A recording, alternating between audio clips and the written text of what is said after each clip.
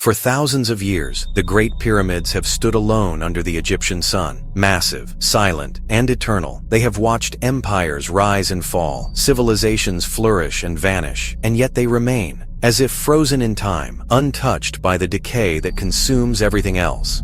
To the casual observer, they are monuments of stone. To historians, they are tombs. But to those who dare to look deeper, engineers, physicists, dreamers, they are something else entirely.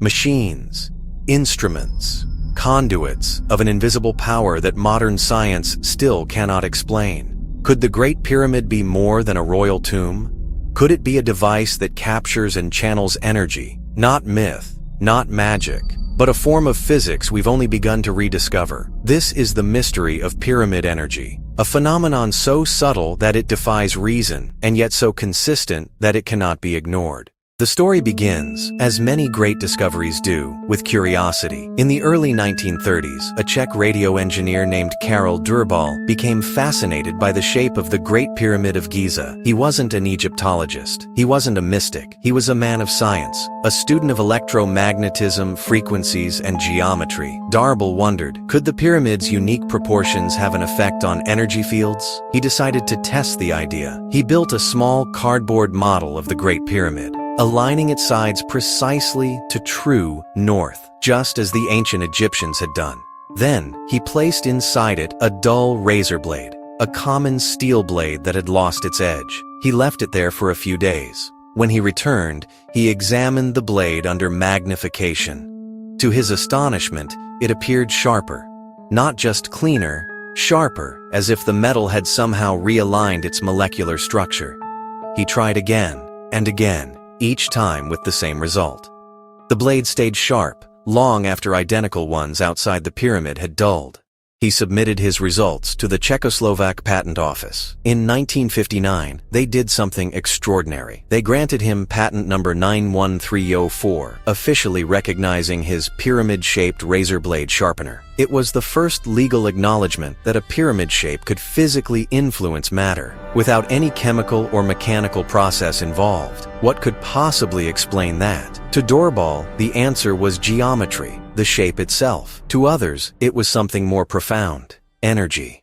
But the concept of pyramid energy didn't begin with Durbal. It stretches back thousands of years. In the deserts of Egypt, legends speak of priests who slept inside the pyramids to receive visions from the gods. The ancient Greeks, when visiting the pyramids, wrote of strange sensations within their chambers: dizziness, tingling, even altered states of consciousness. And there's the curious story of Napoleon Bonaparte. In 1798, during his Egyptian campaign, he requested to spend a night alone in the king's chamber. When he emerged at dawn, his officers saw his face pale and trembling. When they asked what had happened, he simply replied, "You wouldn't believe me if I told you." He never spoke of that night again. What could have shaken a man like Napoleon, a conqueror, a skeptic, a strategist, so deeply? Decades later, in the 1970s, as the world entered a new age of science and exploration, researchers around the globe began testing pyramid energy. Among them was Dr. Patrick Flanagan, a physicist and inventor from the United States. He noticed that food stored inside pyramid-shaped containers stayed fresh far longer than food stored outside. Fruit dried slowly without rotting, milk soured less, seeds germinated faster and stronger. Flanagan coined the term pyramid power, and soon, experiments multiplied everywhere, in laboratories, farms, and even homes. In India, yogis meditated under small copper pyramids, claiming enhanced focus and serenity. In Japan, experiments showed that water molecules changed their clustering behavior after being placed in miniature pyramids, as if influenced by subtle electromagnetic resonance. And in the Soviet Union, the mystery reached its peak. Between 1980 and 1990, Russian scientists built over 20 massive fiberglass pyramids, some more than 150 feet high, across the country. These weren't tourist attractions, they were research tools. Inside, they tested everything: water, crystals, plants, seeds, even radioactive isotopes.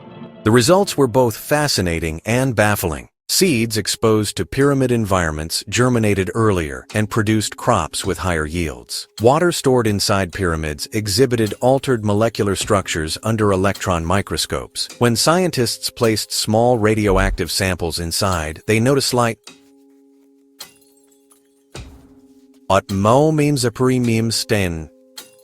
Robobrowabli dein suman.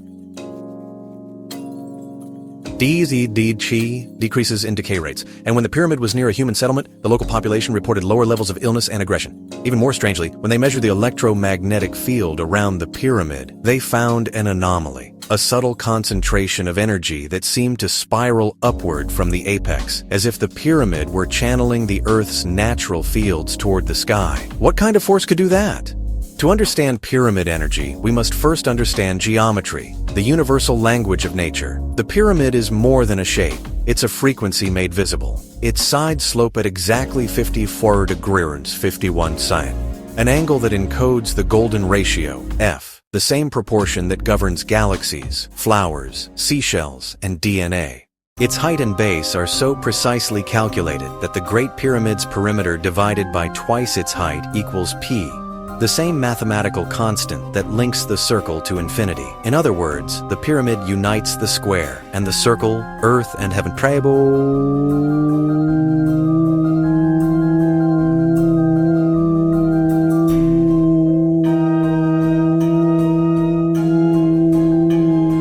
Its alignment to true north is so exact that even with today's GPS, we struggle to replicate it. 4 sides, each face in a cardinal direction, anchored in geometry, connected to the stars. Such precision is not symbolic. It's intentional, and perhaps it is functional. In 2018, physicists from ITMO University in St. Petersburg ran an electromagnetic simulation of the Great Pyramid of Giza. Their goal was simple: to understand how the structure would respond to electromagnetic waves. Their findings were shocking. When waves of certain frequency struck the pyramid, energy concentrated in 2 specific regions: the king's chamber and the area beneath the base. The pattern of resonance then extended upward, focusing toward the apex. The pyramid, they discovered, behaves like a giant waveguide, channeling and amplifying electromagnetic energy. The scientists had no explanation for why or how the ancient Egyptians could have designed such a structure, but the physics was undeniable. A structure built more than 4,000 years ago exhibits energy concentration patterns predicted by modern electromagnetic theory. Coincidence or lost technology? Ancient texts may hold a clue. The Egyptians spoke of Ka, the life force, the invisible essence that flows through all living things. In India, it is prana. In China, chi. In modern physics, perhaps we call it the electromagnetic field, or even zero-point energy. The subtle vibration that pervades the vacuum of space itself. To the ancients, the pyramid was not a tomb, but a temple of life, a bridge between the physical and the spiritual. A resonator that aligned human consciousness with the frequencies of the cosmos. The ancient priests believed that when the pharaoh's body rested inside the king's chamber, his soul would be charged by the energy of the earth and propelled toward the stars, to join the gods in eternity. It wasn't just a burial ritual. It was an energy transformation. Modern researchers have begun to replicate some of these effects. In laboratories, pyramid-shaped resonators are now used in experiments related to scalar waves and energy concentration. Some claim that exposure to pyramid structures can stabilize biological systems, improving cell regeneration and reducing oxidative stress. Even if we strip away the mysticism, the physics remains intriguing. A pyramid can influence air ionization, temperature gradients, and electromagnetic charge distribution. In a controlled environment, it acts as a passive resonator, focusing Earth's ambient energy into a central point. Every shape in the universe, a sphere, a cube, a spiral, interacts with energy differently. The pyramid, by its nature, seems to focus it. But perhaps the most fascinating aspect of all is what the Great Pyramid does not contain. No soot, despite the supposed use of torches inside. No signs of traditional burial. And at its heart, the king's chamber, built from massive blocks of granite, each weighing over 70 tons, containing quartz crystal, known to vibrate under electromagnetic stress. Quartz generates piezoelectric energy, the same principle used in modern electronics to regulate frequency and stabilize signals. Was this chamber designed to resonate, to hum, to sing with the Earth's natural vibration? If so, the Great Pyramid wasn't just a structure. It was an instrument, a planetary tuning fork built to harness the rhythm of the world itself. Across the planet, pyramids appear in cultures that never met. In Mexico, the Mayans built the Pyramid of the Sun, aligned perfectly with celestial events. In Cambodia, the Khmer built temples with stepped pyramid forms. In China, dozens of pyramids lie buried under layers of soil near Xi'an. And in the Americas, even the Incas and Aztecs followed the same design principles. Different languages, different gods, but one geometry.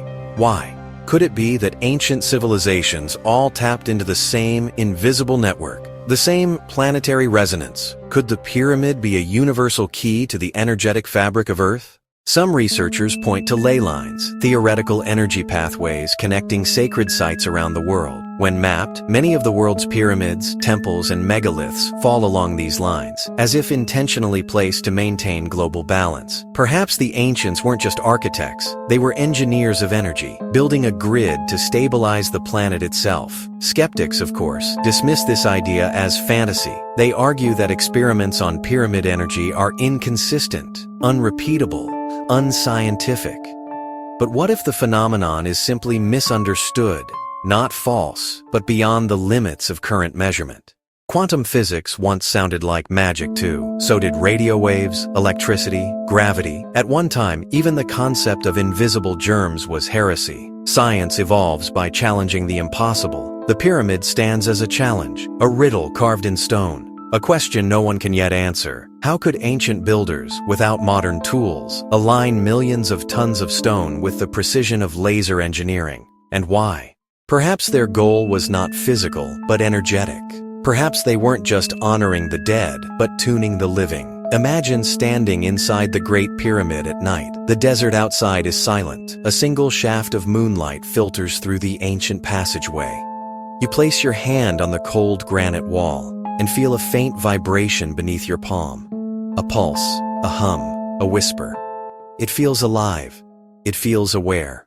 You realize that for thousands of years, these stones have been humming, resonating with the heartbeat of the earth. You are not standing in a tomb. You are standing inside a living monument. Maybe pyramid energy is not supernatural at all. Maybe it's the most natural thing in the universe. The geometry of harmony, the architecture of frequency. From atoms to galaxies, everything vibrates. The pyramid is simply a mirror of that truth, a shape that channels energy upward from matter to spirit. And perhaps that is the real secret the ancients wanted us to find. Not gold, not power, but understanding. A reminder that everything, stone, air, water, life, is energy. That form creates function. That geometry is consciousness made visible. And that the Great Pyramid still hums today, quietly, eternally, waiting for us to remember how to listen.